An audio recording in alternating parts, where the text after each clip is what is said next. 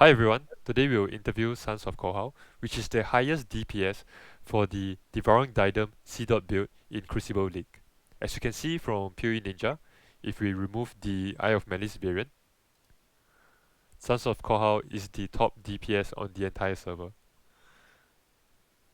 So, SonsOfKorhal, can you give some background about yourself?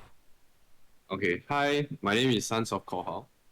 Currently my IGN is iceball.build. I've actually been playing CDoT for 4 years since Synthesis, which is one league after Vortex was reworked. So if you look at my account, actually I have many characters that are all CDoT builds. And today we'll be sharing with you how I've actually reached the DPS on the tight budget in Crucible. Okay, so let's see his build. And first and foremost, how much does this build cost, and what is the DPS for this build?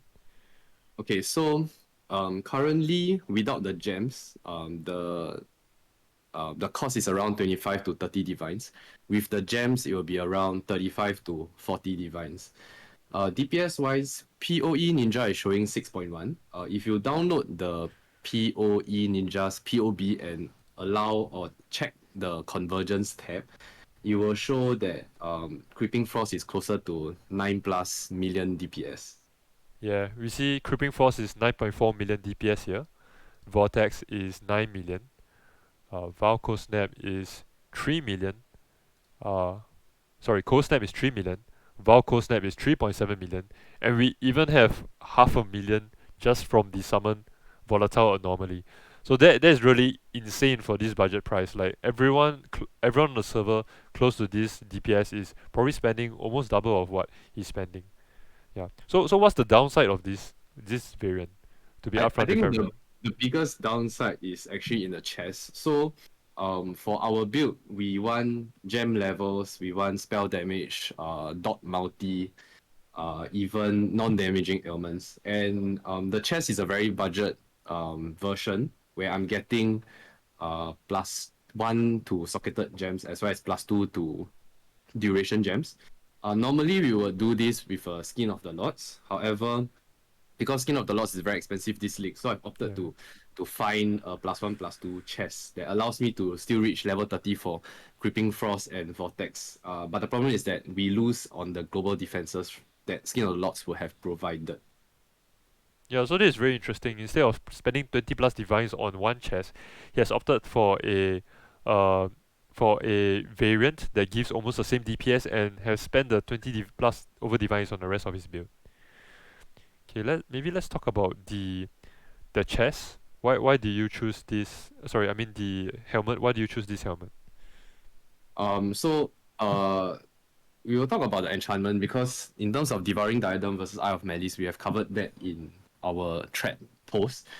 So Eye of sorry, not Eye of Malice. Devouring Diadem's enchantment, the best DPS would be curse effectiveness, be it frostbite or elemental weakness.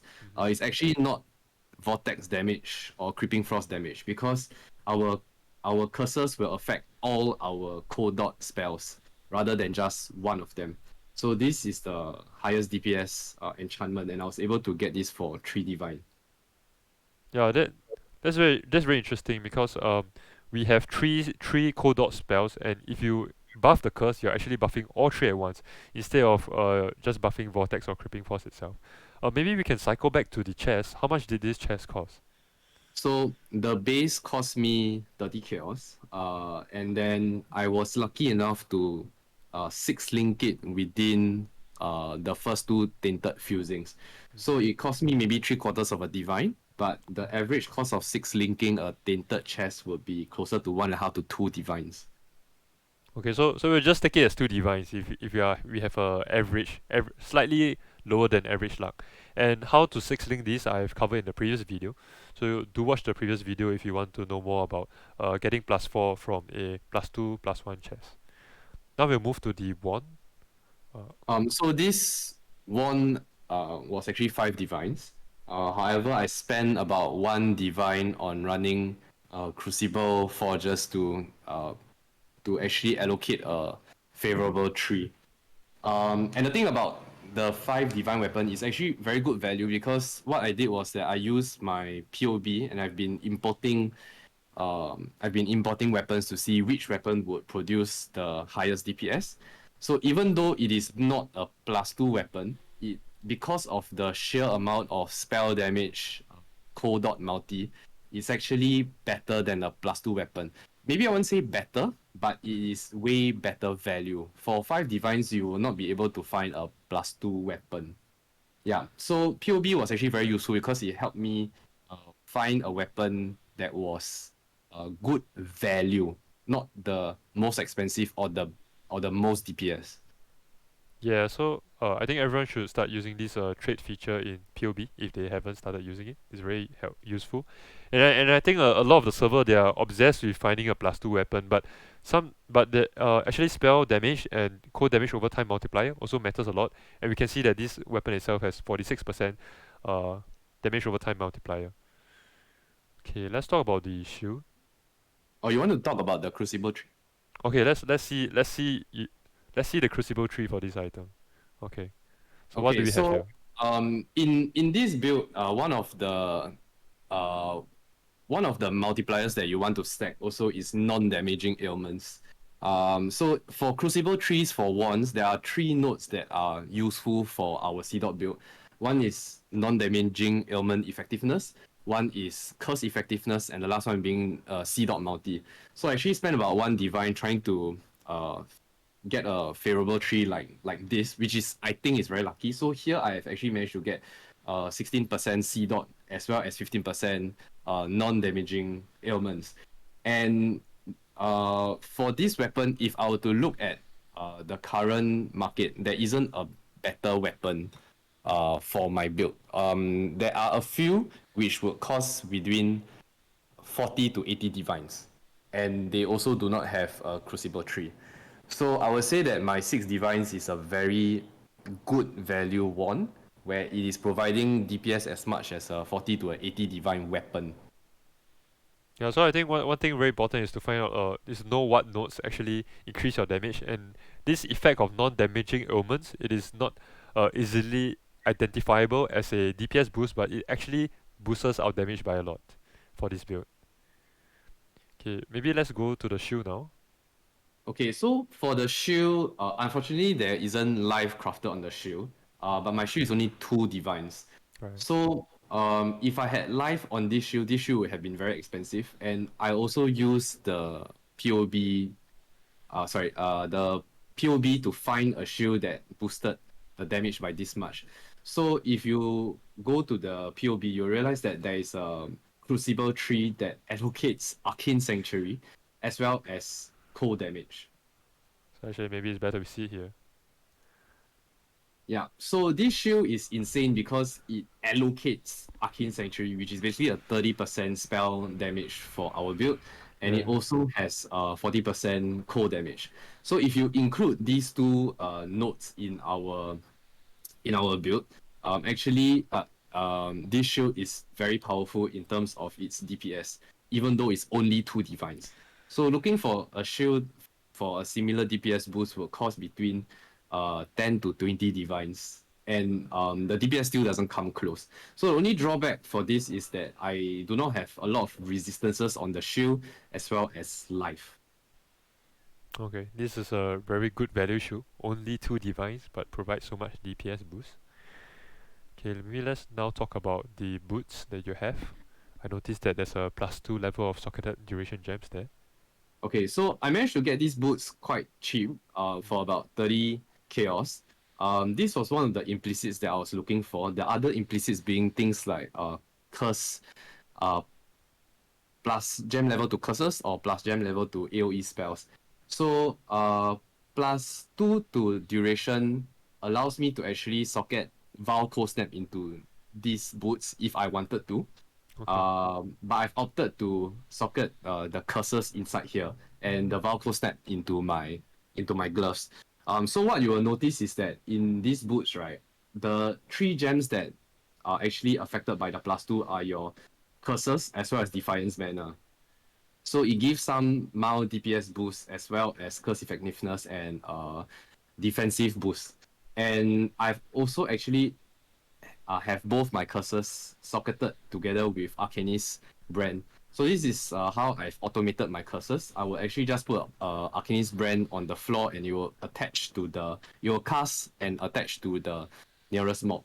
This is useful for boss setup if the boss hasn't spawned, or you can just place the curse on the floor, and then you can set up with your Creeping Frost and your Vortex as well as your Valko Snap.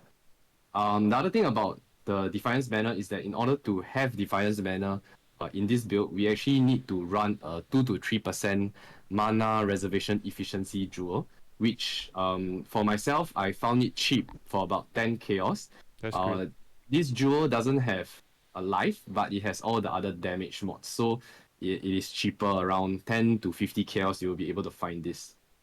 Yeah. Then since we talk about the Valko Snap, we can also look at the gloves. So these gloves offer the most DPS for your Valko Snap. If you do not have a glove that has a 30% more damage over time socketed, as well as a +1 to socketed AoE gems, you can actually have the Valko Snap inside the boots that the +2 boots. But for myself, I actually managed to get these gloves cheap at about 1 divine. So if you were to find a fully crafted pair of gloves like this, it will cost you between 2 to 3 divine. What I did was to look for a pair of gloves without the +1 gem level.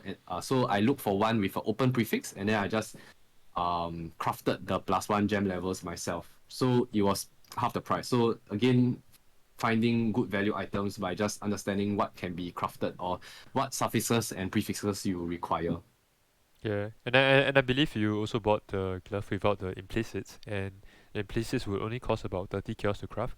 But Correct. the thing about trade in PoE is that if you want to buy the full item, it will cost so much more. But if you know how to craft some bits and parts by yourself, you can get the item for so much cheaper. Yeah. So for myself, I've actually opted to put Swift Affliction in the Valko Snap setup. So Swift Affliction gives the biggest DPS boost for Valko Snap. The downside is that it makes your Valko Snap shorter. Right. However, if you are not aware, um, increasing the duration of Valko Snap also increases the duration of the gain, uh, the inability to gain souls. So The vow, yeah, the yeah, duration where you cannot. inability to gain souls. So even though you have a shorter Valko Snap, you also have a shorter uh gain that you as in you have a shorter downtime as well. So on average, you will have Valko Snap up for about 40 to 60% of the time. And what I prefer about Swift Affliction is that I get to activate it more often. And the reason for this is because when you activate Valko Snap, you actually get a guaranteed freeze. And what this does is that it makes the clearing easier for like a on-demand kind of clear when you are stuck in a pack of mobs. Right. Yeah,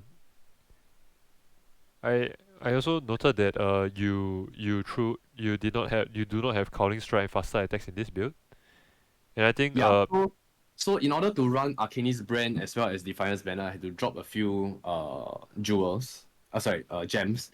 So Culling Strike and faster attacks, I decided to drop them because I don't really need the attack speed for my shield charge. I am running quite fast with a Quicksilver Flask, Mhm. and then weaving Frostblink in between.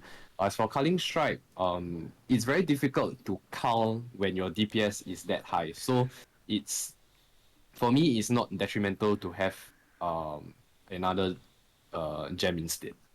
Yeah, I think when your DoT DPS is 25 million, you don't really need Cowling Strike because the mobs die so fast.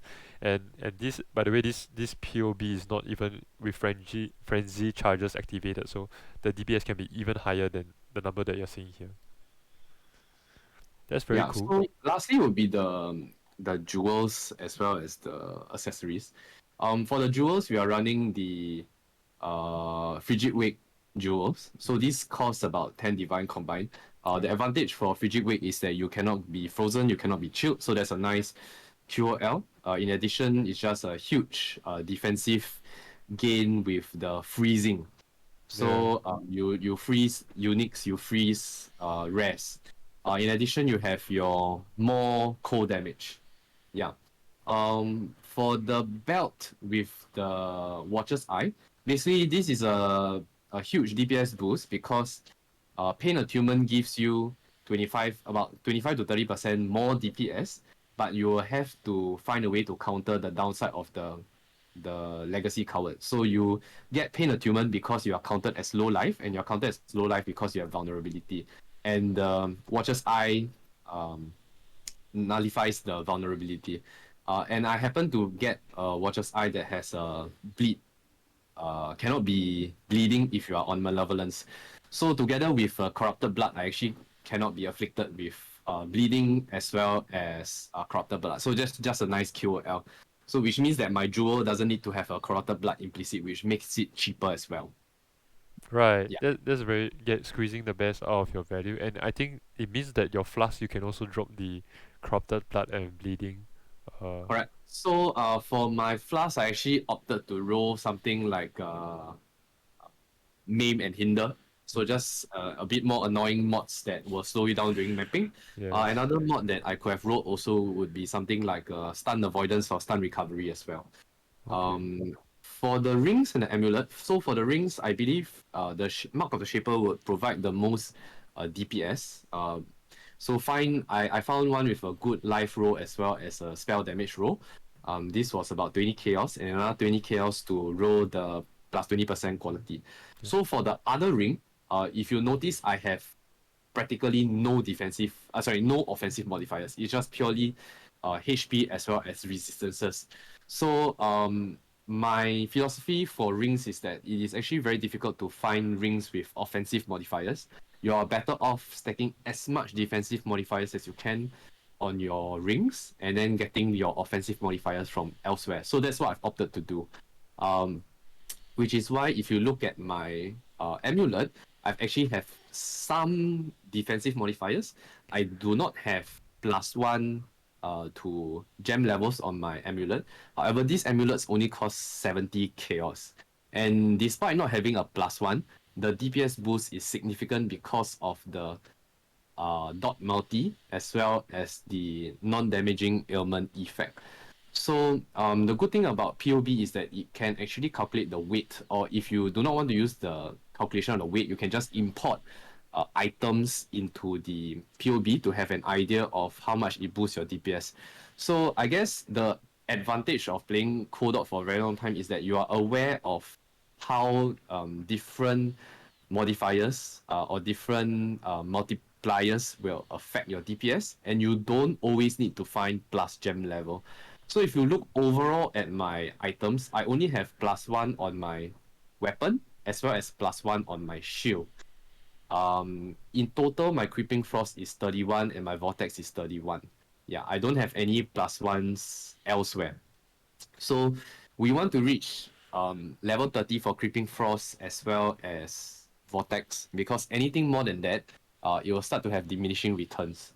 Yeah, from level 1 to 30, every additional level is about 14% more DPS, but Yeah. beyond 30, it is only 5% more DPS. So while it is still a DPS increase, it is a diminishing return. So if you can find an item that has a lot more dot multi or spell damage or non-damaging ailments, those may actually be more DPS than a simple +1.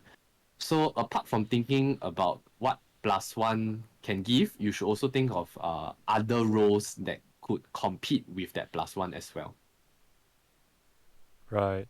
Yeah. Maybe we'll just give a brief demonstration of how to use the trade function, so we can actually go to items and we So choose. the thing is that if I'm not wrong, either Zizarian or Zigidi has covered how to use the POB trade function. There was a warning from GG to say that one should not share your possessed ID.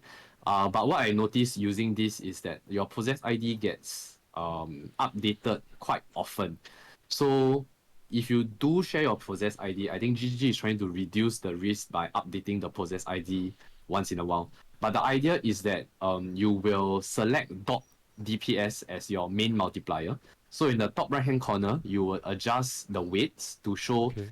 DoT DPS to be the most at 1, and then reducing everything else to 0. So how do we So change? full DPS should be 0, DoT DPS should be 1. Right. So you make full And DPS then if 0. you scroll down a bit more to the effective hit pool, from half you should change to 0. And Right. you save this. Right. Okay. So the thing about this is that you can find for per slot what would be the best item in terms of purely DPS. You will need to do some adjustment to see if you have a dex requirement or a resistance requirement or a life requirement. These mods allow for you to find the best in terms of the DPS boost. And you can always sort by the weight. You can also always sort by your budget. You can always sort by certain mods that you're looking for. Let's see an example. And wow. Okay, so we are gonna sort by this sum, right? So the larger sum means the more benefit you'll get. Yes, correct. Right. So and this is they're doing some they've been doing some calculus here for us to find out Yeah, so some calculus because they are finding out per point of that mod, how big of a DPS increase is it. So what you can do is that you can take the top search and you try importing that into POB and see how much of a DPS gain or loss it is. okay, so we import this and then we can paste You here. just And you can see that there's no item on the server that's better than yours. In fact, it's yeah, a decreased DPS. correct. So my item is pretty insane because of the Crucible tree. So from what I know, my base item is about 260 weight, and the tree itself adds 70. Right. So at around 1/4 of the DPS of a 5 divine weapon, that's in just by 3. Yeah. Right. That's very cool. And okay, I think now we'll talk about your skill tree. Okay.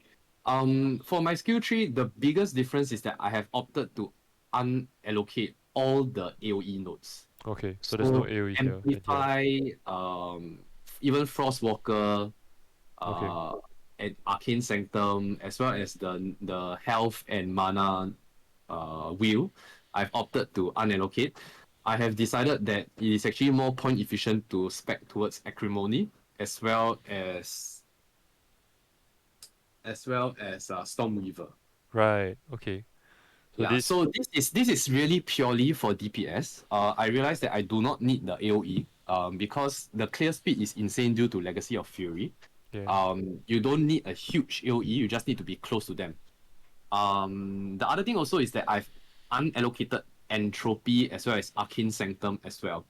So Entropy gives you skill duration as well as some elemental damage. Skill duration is not the issue for me, and those 2 points actually are more efficient if you grab a 4th jewel socket. You will probably get more DPS from a jewel socket than Entropy. Yeah. So this is really if you are trying to min-max. The other possible variant is that I've opted to have Evasion Mastery. So at the bottom, I've opted to actually have cannot be stunned if I haven't been hit recently. So I think for myself, I'm also using Brine King Okay.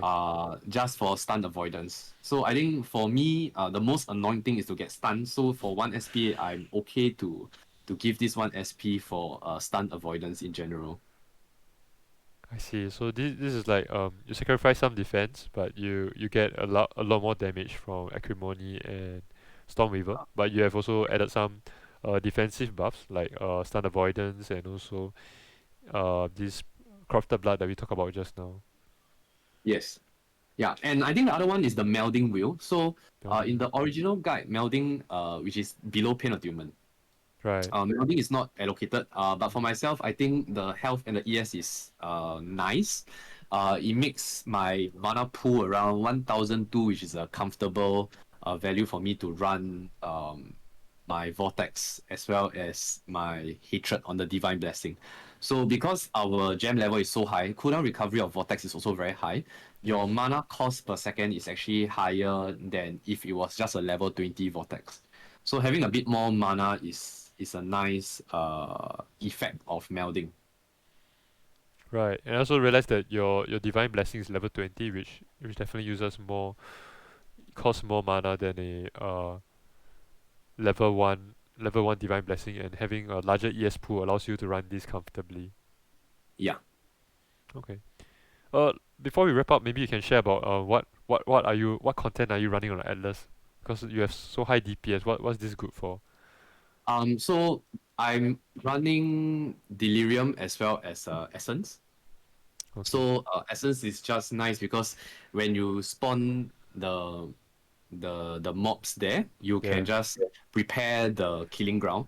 Yeah. For Delirium, it's nice because you have good DPS and you will just run around melting all the mobs. Um, and Delirium orbs and essences are also very sellable. So even if you do not do any crafting or you do not do any delirious maps, you can always sell them for good currency. Yeah, I think Yeah, I think for Delirium Ops and SSS you can quickly sell them in bulk, because I think one thing with many strats is they don't take into account the time to prepare the sextants, prepare the to sell the items individually. But what Sons of Korhal is doing is a very efficient method where you don't need to buy anything, and correct. you can sell everything very quickly too. So you're Yeah. basically, So yeah. I run Stream of Consciousness. I don't scarab. I don't add any sextances or compasses onto my atlas. And I also run all the exarch mocks, the Searing exarch altars. So the altars give a good currency return per map. And running them very quickly also drops the invitations, which are also a nice half to one divine once in a while. Yeah. Okay, that's very cool. Any final thoughts, or do you want to share about what are you gonna upgrade next in this build?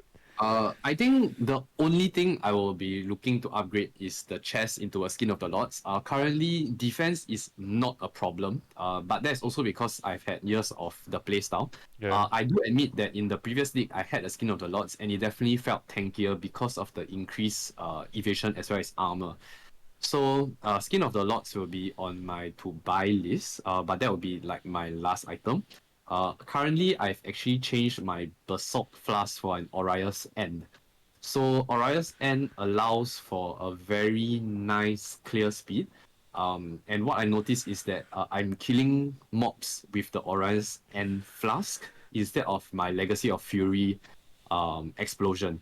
So because of that, I may not need the clear speed from the boots. I may be changing the boots to something that would be more DPS oriented. It could be phasing on kill, onslaught on kill, or even tailwind or adrenaline. So things that make you run really fast, as well as good defenses. So I could be looking at a much higher uh, effective health pool because of the defensive modifiers.